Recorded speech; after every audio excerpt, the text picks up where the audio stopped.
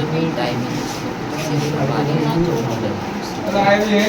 फिर सब मेरी गुड़िया उठा ली, इसको इतने बड़े बड़े वो ले रखे थे चक्कू।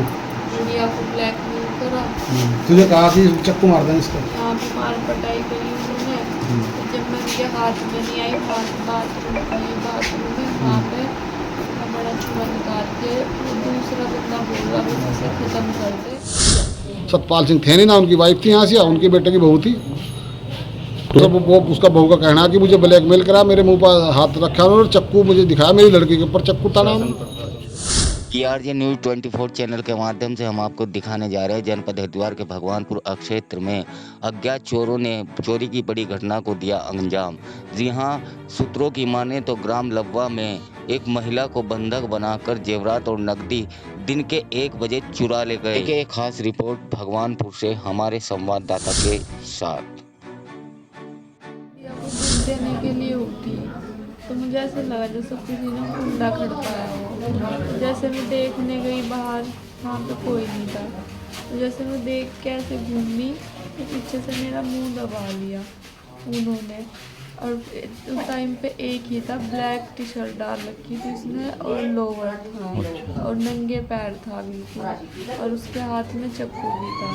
उसके बाद 2 जने आए, एक जना सीधा कमरे में गया, उनको नहीं पता था कमरे में गुड़िया है, तो उन्होंने उठा के एकदम तुरंत उसे गुड़िया को उठाया और गुड़िया को उठा के उसके गले पे चक्कू रखा। फिर उन्होंने बोला, बाहर खड़का हुआ, उन्होंने बोला कि एक बार बाहर देख के आ जा, तू किस धक्का उतारा तो इसे मार देंगे।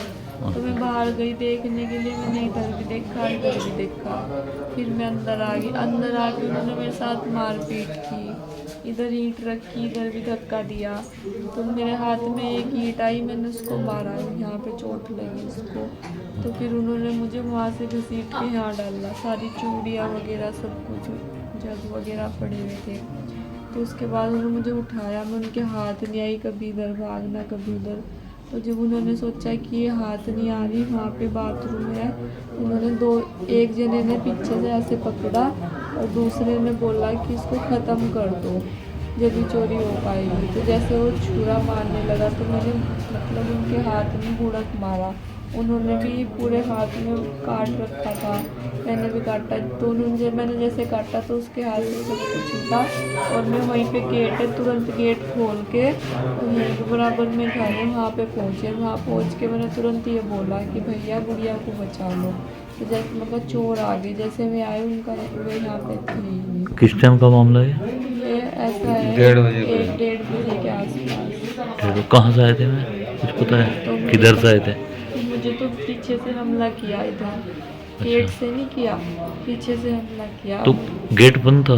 गेट बंद था, गेट में बंद करके लेटी हुई थी अंदर। तो दीवार पर से आए?